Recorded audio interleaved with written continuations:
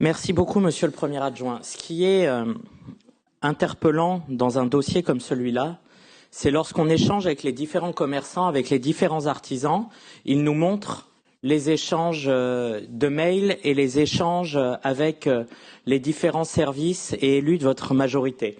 Et en fait, on se rend compte qu'avec les alertes formulées en amont, les alertes constructives, beaucoup d'écueils, beaucoup de difficultés qu'on cherche à parer aujourd'hui auraient pu tout simplement être évités avec de l'écoute et du bon sens.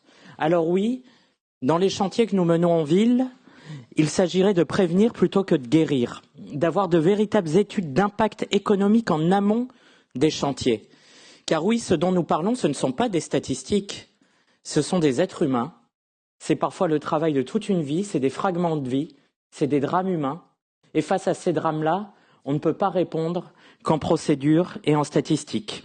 Alors j'entends aujourd'hui ce que vous nous dites, j'entends que cela n'a pas été anticipé, j'entends que tout n'a pas été prévu et prévenu.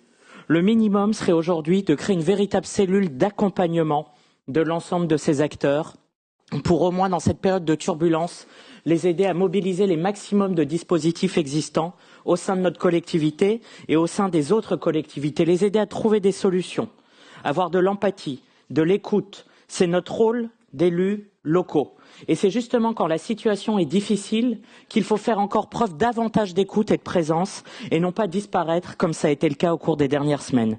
Alors oui, en conclusion, la conduite des chantiers avenue de Colmar est un exemple parmi d'autres de ces dossiers mal gérés dans la négation de ce que vivent nos concitoyens, nos artisans et nos commerçants. Je pourrais citer aussi l'impact de ce nouveau feu au niveau de la place du Schlütfeld, les travaux rue Virgile à Königshofen dans le cadre de la mise en place du tram ouest. Vous ne pouvez pas construire la ville contre ses habitants, contre ses artisans et contre ses commerçants. Je vous remercie. Merci beaucoup et on peut pas